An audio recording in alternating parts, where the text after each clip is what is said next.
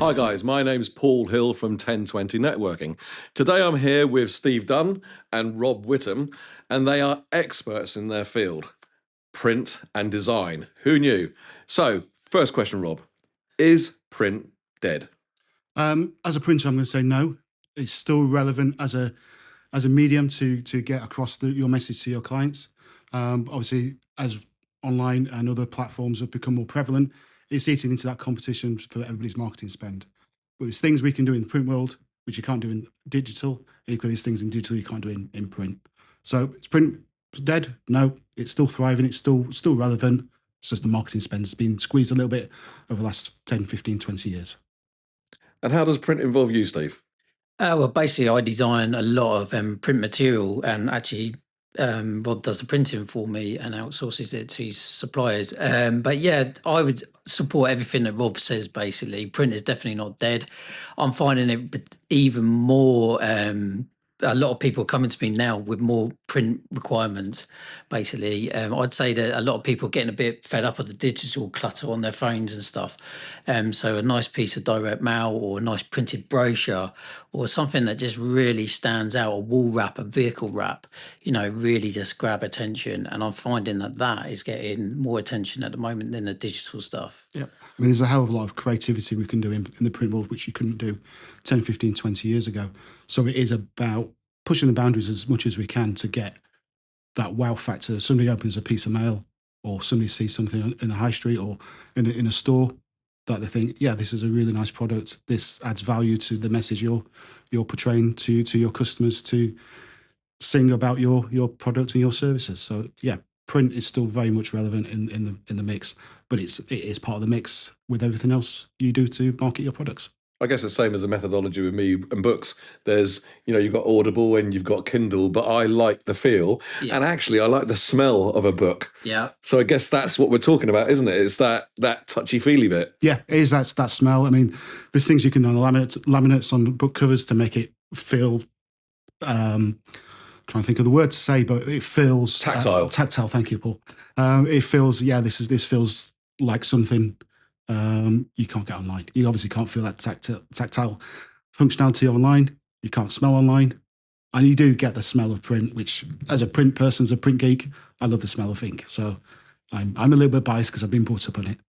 I like the fact that you call yourself a print geek, because that's really important. I know that you are particularly passionate about print, not just because it's your business, but because it's a way of life for you. Yeah, that's it. I've been doing it for so long in various industries that it is that smell of, as you walk into a factory, into a press hall, the smell you get from a press hall, the noise you get in a press hall, and seeing all the machinery going through. I just love going to a press hall and to seeing jobs being printed.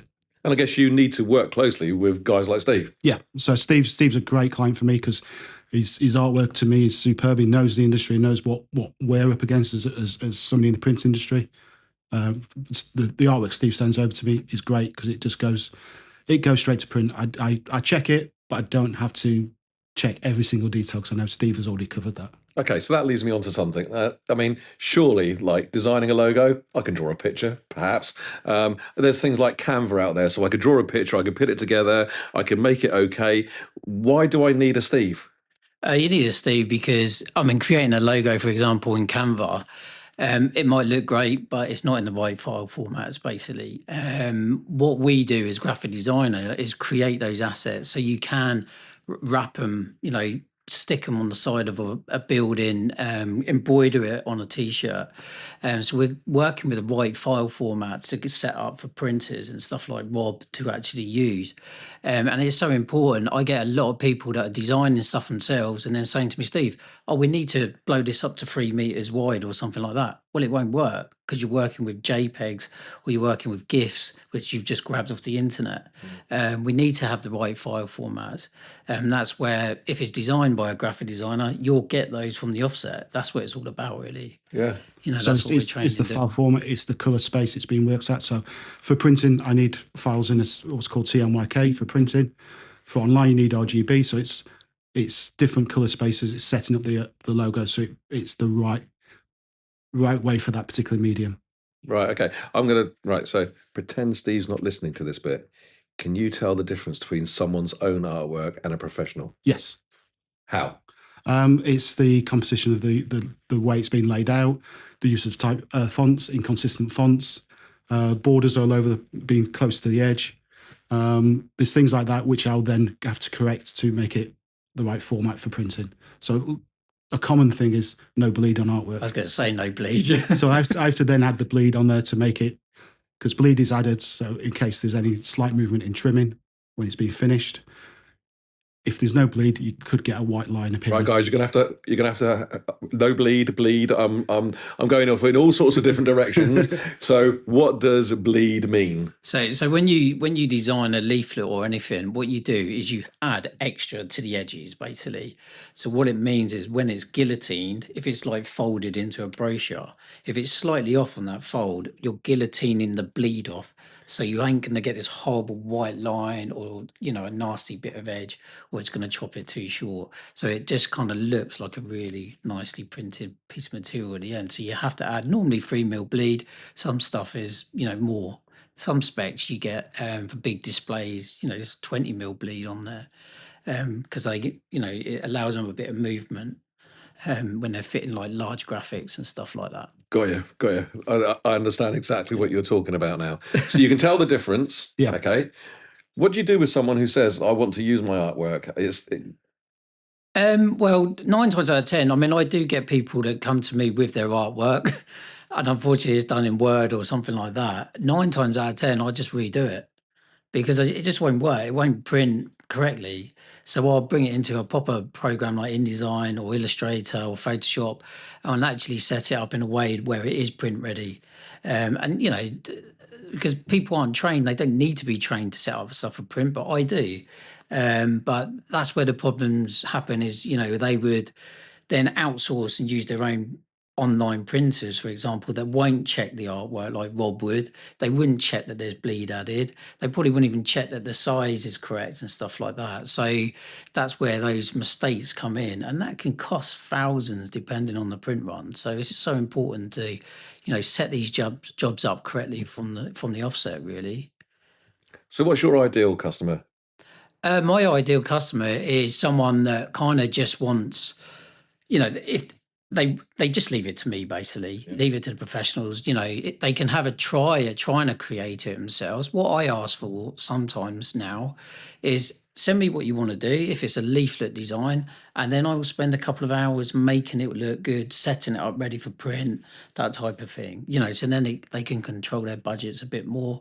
But ideally, the perfect client would be just roll with it, Steve, just make it look good, work your magic sort of thing, So I guess because Steve is really into the print field as well. Yeah. Once he gives you something, it's pretty much job done, isn't it? Yeah, I'll give it the once over just to make sure there's nothing obviously wrong with it, but I can't recall an issue with any artwork Steve's done for me or supplied to me. And it's great because I can send that with confidence to my suppliers, and I know that the result they'll get back or will get back is excellent. Great. So if I was to come to you, where do I start? What, in terms of designing something for print? Yeah.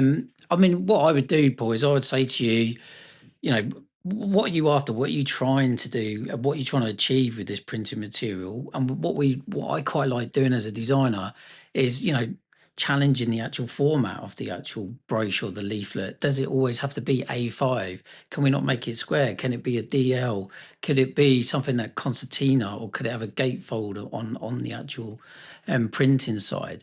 So it just makes it a little bit more interesting than just a standard leaflet or a standard looking brochure. As a professional as well, I then think about, if there's budget for it, can we put a deboss logo on it? Can we put some foiling on that logo or spot UV effect just to lift the design, make it look really cool, really grab people's attention?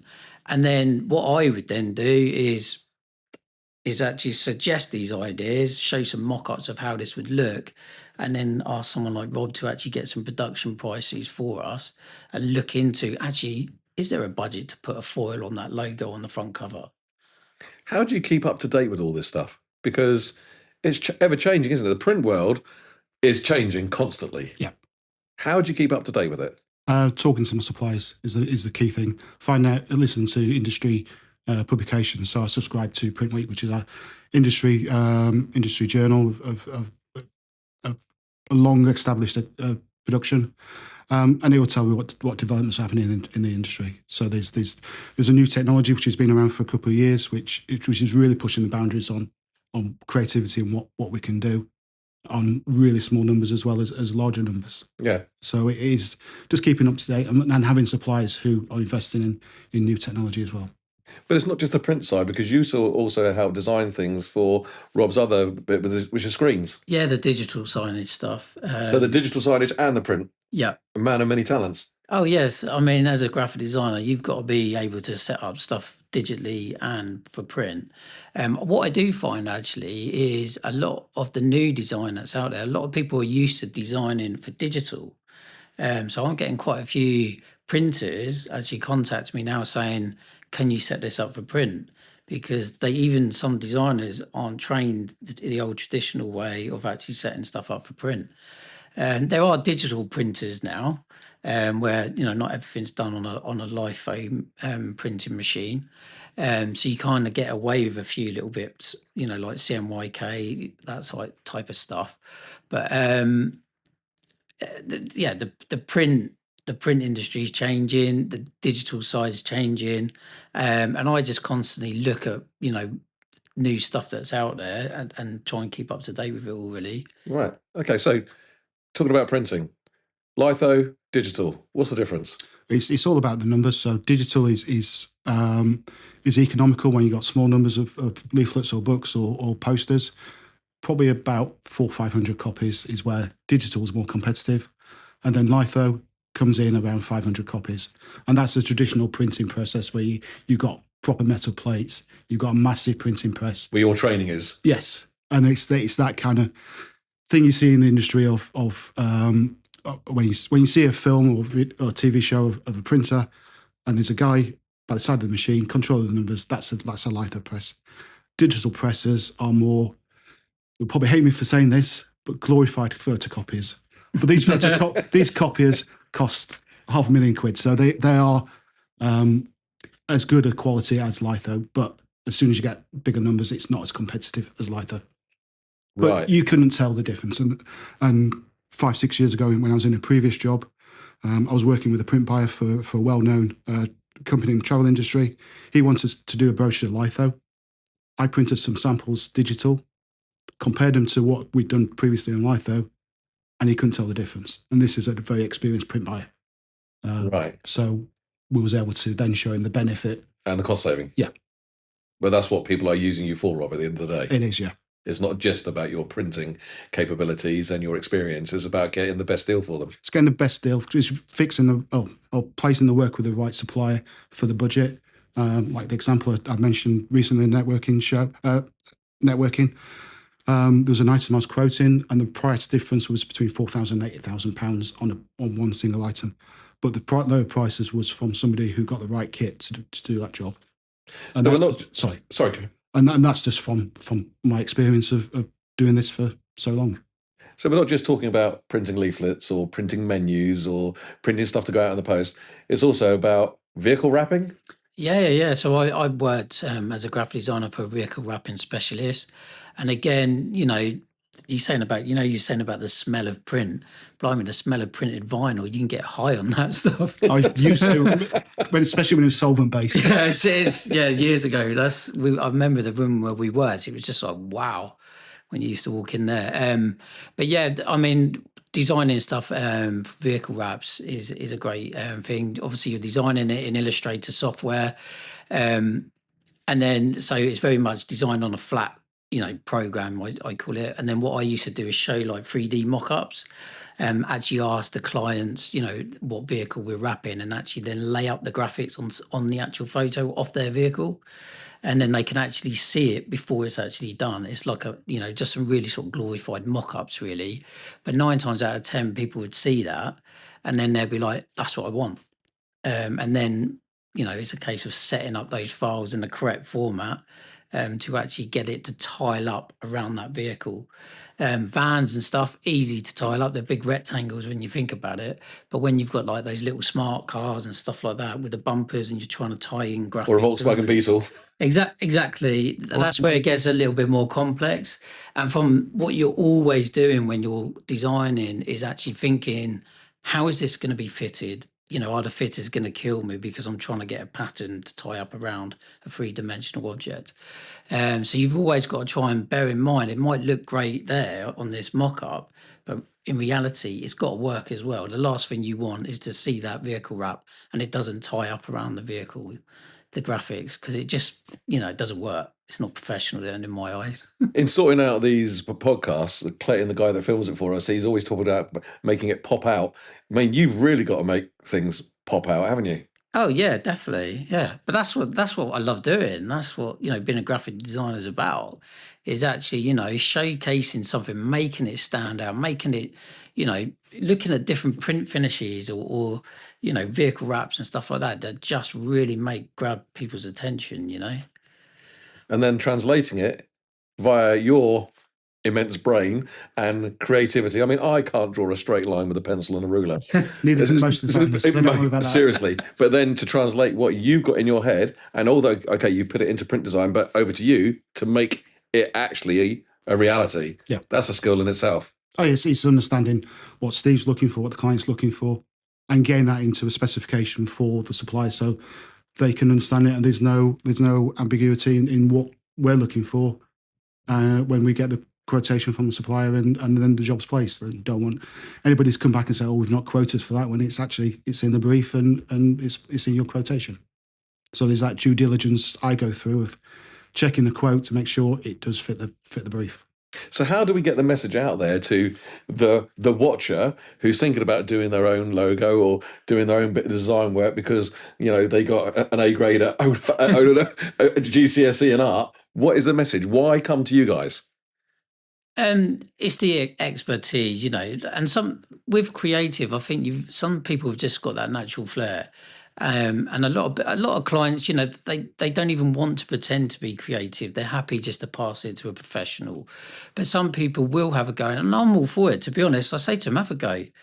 Show me what you can do, and then sometimes you just got to leave them to make the mistakes, haven't you? And just they get something printed, they spend thousands and thousands of pounds on a job, and it doesn't perform. It doesn't attract the right client. It's not getting across the right message. And then they eventually say, "Steve, we need your help. This isn't working." And then you just see the difference straight away between using someone that's been trained to actually design, trained to use the right colours, the right fonts, make it look great. And then all of a sudden, they then start getting the return on investment. I've just had a light bulb moment because I've been thinking that the end product is you. And it's not. Steve. But it's not even. It's not. You're both part of the process. The end product is: has that leaflet got me more business? Has that leaflet got me more clients coming through the door? Exactly. That's the proof of the pudding. That's the thing, because you do your design and it's fantastic. And I've seen your work. You do the print. You've done printing for me, and I've seen it. It's fantastic.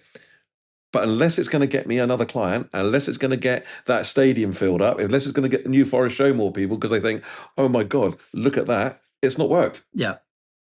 I mean, and again, that's where you have to show the return on investment. You have to somehow track it. It's quite hard to track things when in terms of print.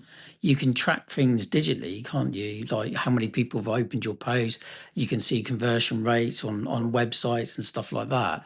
But actually, when it comes down to print, I'm sure Rob's done it, but what we've done in some cases, you'll put a QR code on there or, scan this or quote this, you'll get 10% off. So then you can see actually that leaflet has produced this much extra return on investment, really. But it's so important, so important. You could design the best looking thing in the world, but, if it's not getting any sales from it, what's the point?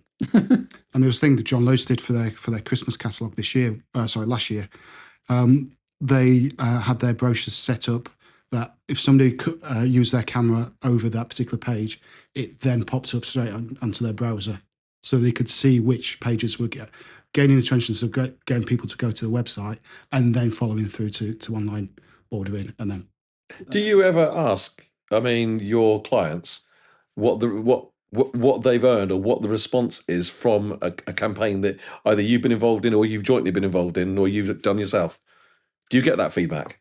Occasionally. I mean, the stuff that I'm currently doing for Western Park Cancer Charity, we can physically see that the creative and the printed materials is helping towards the appeal to raise the money to get this scanner at Sheffield Hospital.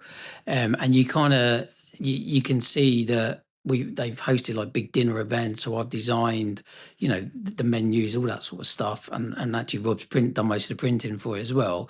But it kind of shows that actually when these people are walking into a room, everything's beautifully printed, branded in the correct way, the presentations are on screen, all that type of stuff. And then people are actually then donating to this cause, to this appeal. And straight away, they actually have returned an email saying this has really helped towards actually getting the appeal alive and getting those donations in. So you do get some feedback. It would be good to get more, actually. Yeah, well, I was just thinking for you guys, it would be lovely to know that it's not just what you're doing the client likes, it's their clients also like what it is that you're doing. Yeah. Well, guys, I want to thank you both. Thank you. Thank you. Because I had an inkling of what print was. You've printed some stuff for me and I've had designs done, but now I'm sort of thinking, I need to get involved with this a bit more. So thanks very much to Steve and to Rob. Cheers, Paul. Thank you.